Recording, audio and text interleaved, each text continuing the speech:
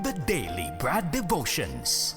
Today's reflection with Pastor Jeff Eliscopides. Ayan mga kapatid, live sa ating studio, once again si Brad Jeff Eliscopides. Alam mo, Ted, parang may napansin ako Thank you so much, guys. Oo. Oo. Parang may ininom to na dalawang araw lang kami di nagkita. Oo. Tumangkad na. Oo. Ang height mo, di ba, Brad Jeff, ay 6, ano ka? Hindi naman, 5'10 lang tayo. 5'10? Hindi ka 5'10. O 5'11? 5'10. 5'11. Hindi ka ba nung ikay bata-bata pa o nag-aaral, naging varsity player? Naglaro ako actually, Brad Ted, alam mo yung sa Central Luzon Regional Athletics, Claraa. Naglaro ako dyan nung high school days ko. So kasabay mo si Marlo Aquino? Hindi ko na yata siya inabot. Okay.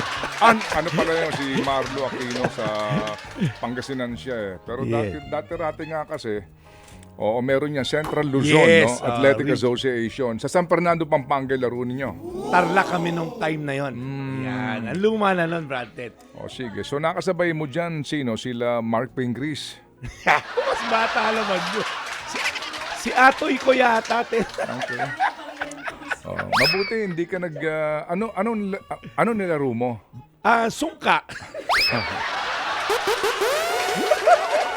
Kasi hindi, medyo yung physical. Hindi, kasi sa Cabanatuan kasi Brad Ted, halap lang kami ng basketball court.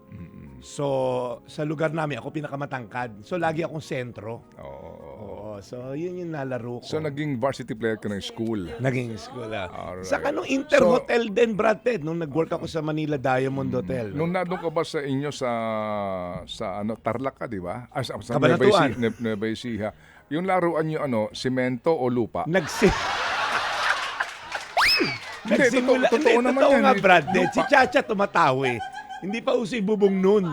Hindi nga. Hindi. Nagsimula sa Lupa. oo. Didiligan mo yun kapag Didiligan mo, maalikabok. Hindi maalikabok. Yes, ito naman nagsisimula din ang, 'di ba, ang lahat naman eh. 'Di ba, sa lupa ka nang galing, sa lupa ka rin babalik. sa lupa ka naglaro. Doon naman sisimula ang lahat, 'di ba? Yes. Okay. Lupa pa, hindi pala sa abo pala 'yon. Sorry. Okay. Anyway. Nakakatawa naman. Iba datingan dito sa studio, Brad Ted. Unang ganda ng lighting, kaya palang gagwapo ng tao ang gaganda rito sa studio. So, kaya pala maganda ka sa TV. Marami po nag-aabang dito at ito po ang ating aral para po sa ating katanungan tomorrow sa What's on Your Mind. Higit sa lahat, the message. Ito na nga po si Brad Jeff Eliscopides sa ating pong inaabangan today, The Daily Brad. Magandang umaga po sa inyong lahat. Kumusta ba? Lunes na Lunes. May tanong lang ako, gusto niyo po bang magtagumpay sa buhay? Obviously, ang sagot niyan, of course. Lahat po tayo may pangarap. Alam niyo, may gusto tayong marating. Pero aminin na natin, kahit gaano tayo minsan ka-prepare sa mga plano natin, parang hindi minsan natutupad. Alam niyo, bakit kaya? Napansin niyo ba yon? Minsan para tayong, alam niyo, para taxi driver.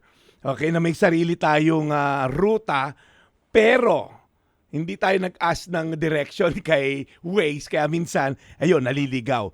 So, ganun din po sa buhay. Kapag hindi natin sinuko kay Lord, yan kasi magiging tema natin ngayon, ang ating mga plano, malaki ang chance na parang either bitin, hilaw, yung success, pero pag in-offer natin kay Lord, sabi sa Kawikaan 16:3, ipagkatiwala mo sa Panginoon ang lahat ng iyong gagawin at magtatagumpay ka. Maganda po yung connector na word na at. Ibig sabihin, gawin mo to, ito yung effect. Okay? So sabi po rito, i-entrust mo raw muna kay Lord. Minsan sobrang sipag natin magplano, may timeline tayo, may checklist and all, and kailangan po yan. May estratehiya tayo, pero ang tanong, sino ba kasama natin dun sa pag-execute ng plano? Madalas po kasi, minsan sakit din natin yan, yung puro ay ang laman ng plano mo. I want this, I will do this, I will win this election, I'm gonna do this, I'm gonna make this successful. Pero sabi nga po dun sa Proverbs, ipagkatiwala daw natin muna kay Lord. Ibig sabihin, bago tayo gumawa ng action, bago tayo mag-draft ng goals, ipagkatiwala daw muna po natin sa Diyos. Ano yung sabihin nun? Lord, ikaw na bahala. Tulog na lang ako. Hindi po ganon. Gagawa tayo ng plano natin, i-align po natin sa mga katuruan ng Diyos, sa will ni Lord, And ang sabi po sa Bible, He will make your path straight. Hindi ka magpaikot-ikot, hindi ka parang pabalik-balik lang yung nagiging diskarte natin. When we commit our plans to God, ang nangyayari po, He aligns our desire with His will. Okay? Yung ating po mga desire na align po sa will niya. Hindi lang yung tagumpay na pansamantala, holistic po. Alam mo, brother Datcha, pag sinabi sa Bible na shalom, nothing is broken, nothing is missing. Walang kulang, walang sira. Ang dami kong mga nakikitang successful na tao, alright, wala ngang kulang pero sira naman pamilya. Wala ngang kulang pinansyal pero sira naman yung pagkatao. Alam mo yung pangalan, integridad, sira. So, hindi po ganun mag-bless ang Lord. Ang Lord po, nothing is broken, nothing is missing. Yun po yung kind of blessing that God wants for us. Kaya ano po muna ating call to action? Ngayong araw na to, bago tayo magdesisyon na gumawa ng hakbang, mag-pause ka muna. Mag-pray ka muna. Mag-inventaryo ka ng mga gagawin mo for the day. Ito bang appointment ko dito sa tao na to? Tama kaya to? Parang may konting illegal at immoral dito. Wag na muna. I-set aside na to. Wag na nating i-deal to dahil alam ko yung tao na to. So, ganun po yung pagpaplano. Gagawa ka ng plano, pero i-align mo, ibabangga mo sa katuruan ng Diyos at mga will niya at tayo po ay mai-establish. Ulitin ko po, Kawikaan 16:13. Ipagkatiwala mo sa Panginoon ang lahat ng iyong gagawin at magtatagumpay ka. Tayo po'y manalangin, ialay lang natin yung ating Lunes at ang ating buong linggo sa Diyos. Lord, pinagkakatiwala namin sa iyo ang aming lakas, ang aming karunungan, ang aming diskarte, estratehiya, plano. Ngayon, Lord, alam namin na ikaw ang nasusunod sa lahat. Ang plano mo, Lord God, ang laging magiging ending ay successful. Lord, tulungan niyo po kami na iatang sa inyo ang lahat para po kami ay magtagumpay. Salamat, Lord, sa iyong kabutihan. Ngayong Lunes na to, bayayaan mo kami ng iyong gabay sa pangalan ni Jesus.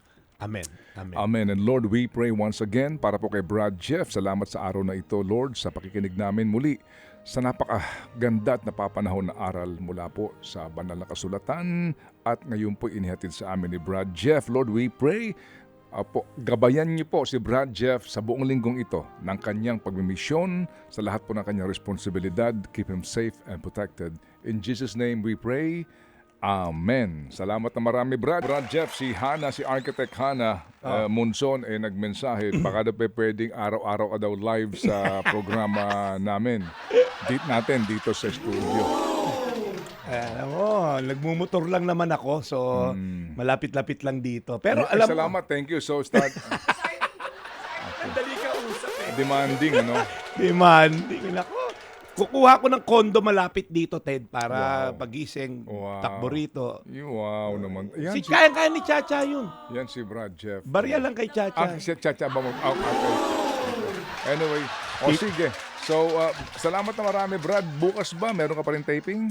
Brad, Ted, today na lang yung last taping para sa face-to-face. So, mapapanood natin yan, I think, next week. So, nagtitaping kayo 5 episode? 3 episodes per taping. Wow. Baka this week nga rin. Oo. Eh di isang baksakan ng bayad nun. Yan tayo eh. Alam mo naman tayo rito, we're here to serve the people. Amen. Amen. But your cash is good. Sige. So batiin mo muna lahat ng mga fans mo, Brad Jeff, dito sa iyong mga pinagkakabalahan para abangan din nila sa panonood sa TV5 at maging sa ilang pang mga medium kung sakasakali. Go ahead, Brad. Okay ako ni Chacha, Cardo daw yung dating. Okay, so alam niyo po, maraming salamat. Salamat ulit. Ang kulit na to si Chacha. Kulit mo ba? Salamat din sa'yo. Brad, Ted, pasalamatan ko lang, of course. Salamat din, Blood. Salamat. Hindi. Si Ate Grace mo nanonood ngayon. Han, dito muna ako, tatrabaho muna yung mga labahin ko lang dyan. Yung labahin ko muna dyan, okay? Ikaw na bahala para matuloy tayo sa Japan, okay? But anyway, Brad, Ted, maraming salamat, okay? Tina, si Trina at si Junjun Galan lagi naka-tune in. Ang kanilang buong pamilya. Of course, si Coach Bernard at si Daddy Bert Marquez. Thank you for always tuning in. Magpapaalam na ako, Brad Ted. Sige, okay. Alright. Sige, we'll catch you again tomorrow and hopefully nga live ka pa rin. Kahit nasa bahay mo na Kahit lang. sa bahay lang. Ang sinasabi mo. Alright, ito Okay. po ang inyong Daily Brad, your daily dose of inspiration. Yun, no? Thank you, serving the people, Brad Jeff Elisco Pides.